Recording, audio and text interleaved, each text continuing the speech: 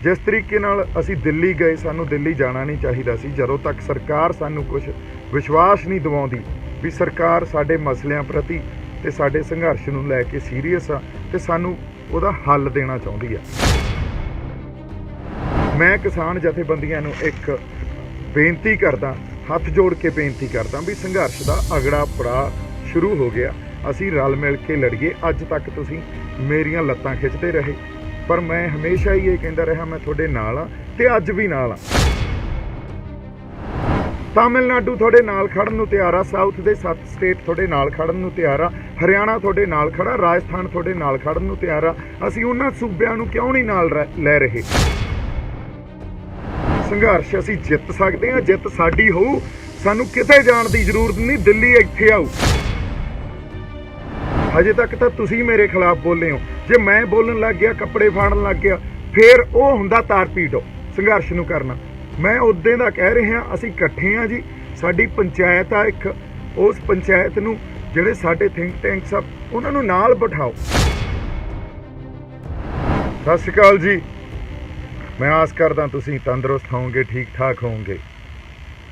तुहाडे रूबरू इस करके होया क्योंकि पंजाब ते असीं एक संघर्ष लड़ रहे हैं, एक लड़ाई लड़ रहे हैं। हुण इस गल नूं समझना बड़ा जरूरी है, सारे वरतारा नूं समझना जरूरी है। चल की रहा, कल साडे आगू किसान जथेबंदियां दे आगू एक टीम बना के दिल्ली गए सरकार नाल गल करन वास्ते। हुण गल ये आ भी असीं लड़ाई तां लड़ रहे हैं, कोई भी संघर्ष या कोई भी लड़ाई जितण दी उम्मीद ते भावना नाल लड़ी जाती है। उस ये गल भी बड़ी जरूरी हुंदी है उस भावना च भी साडी जिहड़ी साडे आगू आ या साडी लीडरशिप आ, उन्हां दी सूझबूझ ते उन्हां च परपक्कता ते मैच्योरिटी किन्नी का, कि वो दुश्मन दीयां चालां नूं, दुश्मन दी मानसिकता नूं या दुश्मन दी तासीर नूं समझदे आ कि नहीं, ते किन्नी क परपक्क तरीके च समझदे आ। ये गल समझनी बहुत जरूरी आ। क्यों मैं ये गल कर रहा? असीं लामबंदी कर ली, पर जिस तरीके नाल पहला मैं ये गल, ये रिएक्शन आ कल वाली जिहड़ी घटना हुई उहदा, जिस तरीके नाल असीं दिल्ली गए, सानू दिल्ली जाना नहीं चाहिदा सी जदों तक सरकार सानू कुछ विश्वास नहीं दिवाउंदी भी सरकार साडे मसलिਆਂ प्रति ते साडे संघर्ष नूं लै के सीरीयस आ ते सानू उहदा हल देना चाहुंदी आ। सो जे चले भी गए तो असी एक बहुत वधिया मौका, जदों उत्थे जाके बैठ ही गए, उदों बाद एक बहुत वधिया मौका आपदे हत्थों गवाता। किवें गवाता? जदों सरकार दे नुमाइंदे साडे सामने बैठे आ तो सानू उन्हां नूं पोलीटिकल डिप्लोमेसी च हराउणा चाहीदा सी। उत्थे ही सानू गलबात विटनी चाहिदी सी। गलबात करन वास्ते, टेबल टॉक करन वास्ते या जदों पोलीटिकल डिप्लोमेसी शुरू हुंदी आ उदों प्रैपरेशन बहुत जरूरी आ। लड़ाई लड़नी जरूरी, उन्नी ही जरूरी प्रैपरेशन आ जिन्नी लड़नी जरूरी आ। सो मैं किसान जथेबंदियां नूं एक बेनती करदा, हथ जोड़ के बेनती करदा भी संघर्ष का अगड़ा पड़ाव शुरू हो गया। असी रल मिल के लड़िए। अज तक तुसीं मेरियां लत्तां खिंचते रहे, पर मैं हमेशा ही ये कहता रहा मैं थोड़े नाल हाँ ते अज भी नाल हाँ। सानू साडे जिहड़े एग्रो इकोनॉमिस्ट्स नूं नाल लैना पऊगा, सानू साडे लीगल माइंड्स नूं नाल लैना पऊगा, सानू साडे इंटलैक्चुअल्स नूं नाल लैना पऊगा ते आपदी प्रैपरेशन करनी पऊगी टेबल टॉक ते जाण लई। हजे जिहड़ा सारा वरतारा मैं देखिया उहदे तो मैनूं ये पता लगदा, या मेरी जिन्नी क समझ आ मैनूं ये समझ आउंदी आ भी असीं टेबल टॉक ते जाण लई प्रिपेयर्ड ही नहीं आ। ते जदों टेबल टॉक ते जाके बैठ जांदे फिर सानूं उठना नहीं चाहिदा सी उत्थों। फिर असीं कहंदे भी आओ बई करो गल। साडे कोले साडे एग्रो इकोनॉमिस्ट भी हुंदे, लीगल ब्रेनस भी हुंदे, सरदार अजमेर सिंह वर्गे भीषम पितामह बैठे आ पंजाब कोले। असीं उन्हां दी मदद क्यों नहीं लै रहे? ਜਿਹੜੇ पॉलिसी मेकिंग ਨੂੰ ਵੀ ਸਮਝਦੇ ਆ, ਜਾਂ ਰਿਟਾਇਰਡ IAS ਆਫੀਸਰ ਆ ਜਿਹੜੇ पॉलिसी मेकिंग ਦੇ, ਉਹਨਾਂ ਦੀ ਮਦਦ ਕਿਉਂ ਨਹੀਂ ਲੈ ਰਹੇ? ਮੁੰਟੇਕ ਸਿੰਘ ਆਲੂਵਾਲੀਆ ਪੰਜਾਬ ਗਵਰਨਮੈਂਟ ਦੇ ਪੈਨਲ ਤੇ ਆ, ਉਹਨਾਂ ਦੀ ਮਦਦ ਕਿਉਂ ਨਹੀਂ ਲੈ ਰਹੇ? ਰਘੂ ਰਾਮਨ ਜਿਹੜੇ ਰਿਜ਼ਰਵ ਬੈਂਕ ਆਫ ਇੰਡੀਆ ਦੇ ਗਵਰਨਰ ਆ, ਰਿਟਾਇਰਡ ਹੋਏ, ਉਹ ਗਵਰਨਮੈਂਟ ਦੀਆਂ ਪਾਲਿਸੀਜ਼ ਨੂੰ ਹਮੇਸ਼ਾ ਹੀ ਨਿੰਦਦੇ ਰਹਿੰਦੇ। ਅਸੀਂ ਉਹਨਾਂ ਦੀ ਮਦਦ ਕਿਉਂ ਨਹੀਂ ਲੈ ਰਹੇ? ਅਸੀਂ ਕਿਉਂ ਨਹੀਂ ਸਮਝ ਰਹੇ ਵੀ ਇਹ ਲੜਾਈ ਮਾਡਰਨ ਪੋਲੀਟੀਕਲ ਡਿਪਲੋਮੇਸੀ ਦੇ ਆਧਾਰ ਤੇ ਹੀ ਲੜੀ ਜਾਣੀ ਚਾਹੀਦੀ ਹੈ। ਸਾਡਾ ਨੈਗੋਸ਼ੀਏਟਰ ਕੌਣ ਹੋਊਗਾ, ਉਹ ਕਿੰਨਾ ਕੁ ਸਟਰੋਂਗ ਆ ਸਾਡਾ ਨੈਗੋਸ਼ੀਏਟਰ, ਇਹ ਸਾਰੀਆਂ ਗੱਲਾਂ ਦਾ ਜਵਾਬ ਕੌਣ ਦੇਊਗਾ, ਜਾਂ ਸਾਡੇ ਬਲੂਪ੍ਰਿੰਟ ਕੀ ਆ। ਹੁਣ ਜਿੱਥੇ ਅਸੀਂ ਖੜੇ ਆ, ਸੰਘਰਸ਼ ਨੂੰ ਮੋਰਚਿਆਂ 'ਚੋਂ ਚੱਕ ਕੇ ਜਾਂ ਧਰਨਿਆਂ 'ਚੋਂ ਚੱਕ ਕੇ ਲੋਕਾਂ ਦੇ ਘਰਾਂ ਤੱਕ ਕਿਵੇਂ ਲੈ ਕੇ ਜਾਣਾ, ਇਸ ਗੱਲ ਤੇ ਗੱਲ ਕਿਉਂ ਨਹੀਂ ਕੀਤੀ ਜਾ ਰਹੀ। ਇਸ ਸੰਘਰਸ਼ ਨੂੰ ਇੱਕ ਨੈਸ਼ਨਲ ਕੋਆਰਡੀਨੇਸ਼ਨ ਕਮੇਟੀ ਬਣਾ ਕੇ ਨੈਸ਼ਨਲ ਪੱਧਰ ਤੇ ਕਿਉਂ ਨਹੀਂ ਲੈ ਕੇ ਜਾ ਰਹੇ, ਉਹ ਲਾਮਬੰਦੀ ਕਿਉਂ ਨਹੀਂ ਕਰ ਰਹੇ, ਕਿਉਂਕਿ ਸੈਂਟਰ ਸਰਕਾਰ ਤਾਂ ਸੂਬਿਆਂ ਦੇ ਅਗੇਂਸਟ ਲੱਗੀ ਹੋਈ ਆ। ਅੱਜ ਮਹਾਰਾਸ਼ਟਰ ਤੁਹਾਡਾ ਸਾਥ ਦੇਣ ਨੂੰ, ਤੁਹਾਡੇ ਨਾਲ ਖੜਨ ਨੂੰ ਤਿਆਰ ਆ, ਤਾਮਿਲਨਾਡੂ ਤੁਹਾਡੇ ਨਾਲ ਖੜਨ ਨੂੰ ਤਿਆਰ ਆ, ਸਾਊਥ ਦੇ 7 ਸਟੇਟ ਤੁਹਾਡੇ ਨਾਲ ਖੜਨ ਨੂੰ ਤਿਆਰ ਆ, ਹਰਿਆਣਾ ਤੁਹਾਡੇ ਨਾਲ ਖੜਾ, ਰਾਜਸਥਾਨ ਤੁਹਾਡੇ ਨਾਲ ਖੜਨ ਨੂੰ ਤਿਆਰ ਆ। ਅਸੀਂ ਉਹਨਾਂ ਸੂਬਿਆਂ ਨੂੰ ਕਿਉਂ ਨਹੀਂ ਨਾਲ ਲੈ ਰਹੇ?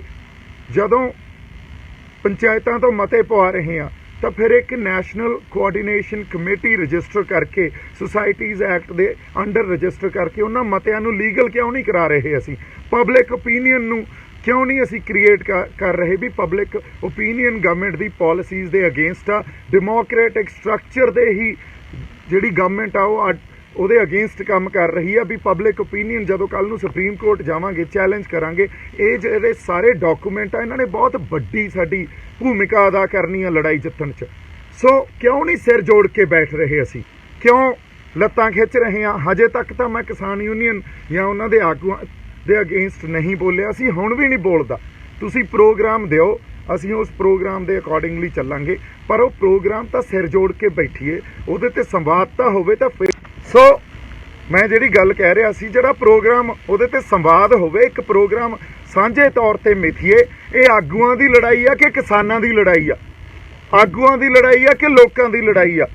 ਸੋ ਮੇਰੀ ਤਾਂ ਹੱਥ ਜੋੜ ਕੇ ਬੇਨਤੀ ਆ ਸਾਰੀ ਕਿਸਾਨ ਜਥੇਬੰਦੀਆਂ ਨੂੰ, ਤੁਸੀਂ ਵਧੀਆ ਕੰਮ ਕਰ ਰਹੇ ਹੋ, ਪਰ ਮਾਡਰਨ ਜਿਹੜੀ ਅੱਜ ਦੀ ਤੁਸੀਂ ਇਹ ਕਹਿ ਲਓ ਪੋਲੀਟੀਕਲ ਸਿਚੁਏਸ਼ਨ ਆ ਜਾਂ ਸਾਰੀ ਜੀਓ ਪੋਲੀਟਿਕਸ ਆ, ਉੱਥੇ ਕੰਮ ਕਿਵੇਂ ਕਰਨਾ, ਕਾਰਪੋਰੇਟਸ ਕਿਵੇਂ ਕੰਮ ਕਰ ਰਹੇ ਆ, ਸਰਕਾਰ ਦੀ ਪਾਲਿਸੀ ਮੇਕਿੰਗ ਕੀ ਆ, ਸਰਕਾਰ ਕੋਲੇ ਪਾਲਿਸੀ ਮੇਕਰਸ ਬੈਠੇ ਆ, ਉਹਨਾਂ ਦੇ ਥਿੰਕ ਟੈਂਕਸ ਬੈਠੇ ਆ, ਸਾਡੇ ਕੋਲੇ ਕੌਣ ਆ, ਸਾਡੀ ਟੀਮ ਕਿਹੜੀ ਆ?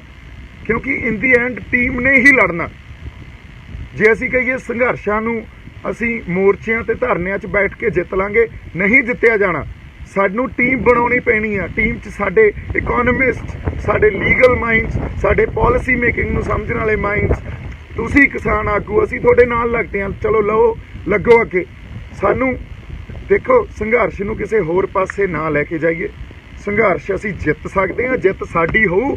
ਸਾਨੂੰ ਕਿਤੇ ਜਾਣ ਦੀ ਜ਼ਰੂਰਤ ਨਹੀਂ, ਦਿੱਲੀ ਇੱਥੇ ਆਊ। ਸਾਡਾ ਬਲੂਪ੍ਰਿੰਟ ਕੀ ਹੋਣਾ ਚਾਹੀਦਾ?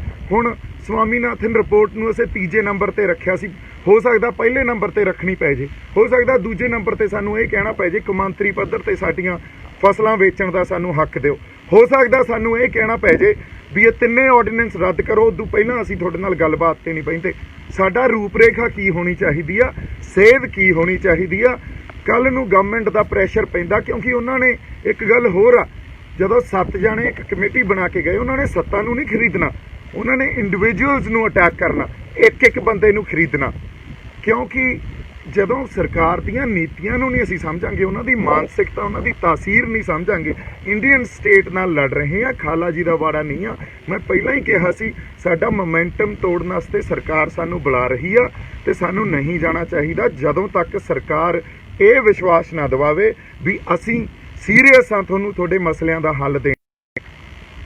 ਤੇ ਮੇਰੀ ਬੇਨਤੀ ਆ, ਰਲ ਮਿਲ ਕੇ ਇਕੱਠੇ ਲੜੀਏ, ਇੱਕ ਦੂਜੇ ਦੀਆਂ ਲੱਤਾਂ ਨਾ ਖਿੱਚੀਏ। ਤੁਸੀਂ ਪ੍ਰੋਗਰਾਮ ਦਿਓ, ਸ਼ੰਭੂ ਮੋਰਚੇ ਤੋਂ ਅਸੀਂ ਉਹ ਪ੍ਰੋਗਰਾਮ ਲਾਗੂ ਕਰਦੇ ਹਾਂ, ਤੁਹਾਡੇ ਨਾਲ ਆ। ਪਰ ਜੇ ਤੁਸੀਂ ਐਂ ਚੱਲੋਗੇ, ਹਜੇ ਤੱਕ ਤਾਂ ਤੁਸੀਂ ਮੇਰੇ ਖਿਲਾਫ ਬੋਲੇ ਹੋ, ਜੇ ਮੈਂ ਬੋਲਣ ਲੱਗ ਗਿਆ, ਕੱਪੜੇ ਫਾੜਨ ਲੱਗ ਗਿਆ, ਫਿਰ ਉਹ ਹੁੰਦਾ ਤਾਰਪੀੜੋ ਸੰਘਰਸ਼ ਨੂੰ ਕਰਨਾ। ਮੈਂ ਉਦੋਂ ਦਾ ਕਹਿ ਰਿਹਾ, ਅਸੀਂ ਇਕੱਠੇ ਹਾਂ ਜੀ। ਸਾਡੀ ਪੰਚਾਇਤ ਆ ਇੱਕ, ਉਸ ਪੰਚਾਇਤ ਨੂੰ ਜਿਹੜੇ ਸਾਡੇ ਥਿੰਕ ਟੈਂਕਸ ਆ ਉਹਨਾਂ ਨੂੰ ਨਾਲ ਬਿਠਾਓ, ਤੁਹਾਨੂੰ ਅੱਗੇ ਲਾਉਣੇ ਆ ਕਿਸਾਨ ਜਥੇਬੰਦੀਆਂ ਨੂੰ। ਦੇਖੋ, ਤੁਸੀਂ ਬੜੇ ਸੰਘਰਸ਼ ਲੜੇ ਆ, 50-50, 70-70 ਸਾਲ ਹੋ ਗਏ। ਉਹ ਸੰਘਰਸ਼ਾਂ ਨੇ ਸਾਨੂੰ ਸਿਸਟਮ ਕੀ ਦਿੱਤਾ? ਸਿਸਟਮ ਤਾਂ ਦਿੱਤਾ ਵੀ ਖੁਦਕੁਸ਼ੀਆਂ, ਸਿਸਟਮ ਦਿੱਤਾ ਕਰਜ਼ੇ, ਸਿਸਟਮ ਦਿੱਤਾ ਮਜ਼ਦੂਰਾਂ ਦੀ ਪੱਲੇਦਾਰ ਯੂਨੀਅਨ, ਇਹਨਾਂ ਸਾਰਿਆਂ ਦੇ ਲੁੱਟ ਖਸੁੱਟ। ਇਹ ਸਿਸਟਮ ਨੂੰ ਚੇਂਜ ਕਰੀਏ। ਹੁਣ ਕਿਵੇਂ ਨਾ ਕਿਵੇਂ ਆਪਾਂ ਆਪਸੀ ਵਖਰੇਵੇਂ ਬਾਅਦ 'ਚ ਨਜਿੱਠ ਲਾਂਗੇ। ਮਕਸਦ ਤਾਂ ਇੱਕ ਹੈ ਨਾ, ਦਿੱਲੀ ਨਾਲ ਲੜਾਈ ਲੜਨਾ। ਸੋ ਉਸ ਮਕਸਦ ਤੇ ਰਹੀਏ। ਮੇਰੀ ਅਰਦਾਸ ਵੀ ਆ ਸੰਗਤ ਨੂੰ, ਤੇ ਮੇਰੀ ਕਿਸਾਨ ਯੂਨੀਅਨ ਨੂੰ ਬੇਨਤੀ ਆ ਵੀ ਆਪਾਂ ਇਕੱਠੇ ਰਲ ਮਿਲ ਕੇ ਇੱਕ ਪਰਪੱਕ ਤੌਰ ਤੇ ਇੱਕ ਟੀਮ ਬਣਾ ਕੇ ਇਸ ਸੰਘਰਸ਼ ਨੂੰ ਲੜੀਏ। ਸਾਨੂੰ ਬੜੀ ਉਸ ਟੀਮ ਦੀ ਜ਼ਰੂਰਤ ਆ, ਸਾਨੂੰ ਪ੍ਰੈਪਰੇਸ਼ਨ ਦੀ ਜ਼ਰੂਰਤ ਆ। ਜੇ ਸਾਡੀ ਪ੍ਰੈਪਰੇਸ਼ਨ ਨਹੀਂ ਹੋਊਗੀ ਤੇ ਅਸੀਂ ਟੇਬਲ ਟਾਕ 'ਚ ਜਾ ਕੇ ਹਾਰ ਜਾਾਂਗੇ। ਸਾਨੂੰ ਨੈਗੋਸ਼ੀਏਟਰਸ ਨੂੰ ਆਪਦਿਆਂ ਨੂੰ ਸਟਰੋਂਗ ਕਰਨ ਦੀ ਜ਼ਰੂਰਤ ਆ। ਸਾਡੇ ਨੈਗੋਸ਼ੀਏਟਰ ਕੌਣ ਹੋਣਗੇ ਇਹ ਵੀ ਡਿਸਾਈਡ ਕਰਨ ਦੀ ਜ਼ਰੂਰਤ ਆ। ਇੰਨੀਆਂ ਕੁ ਗੱਲਾਂ ਮੈਂ ਤੁਹਾਡੇ ਨਾਲ ਕਰਨੀਆਂ ਸੀ। ਮੇਰੇ ਵੱਲੋਂ ਬਹੁਤ ਸਾਰਾ ਪਿਆਰ ਤੇ ਸਤਿਕਾਰ। ਜਿਉਂਦੇ ਵਸਦੇ ਰਹੋ। ਸਤਿ ਸ਼੍ਰੀ ਅਕਾਲ।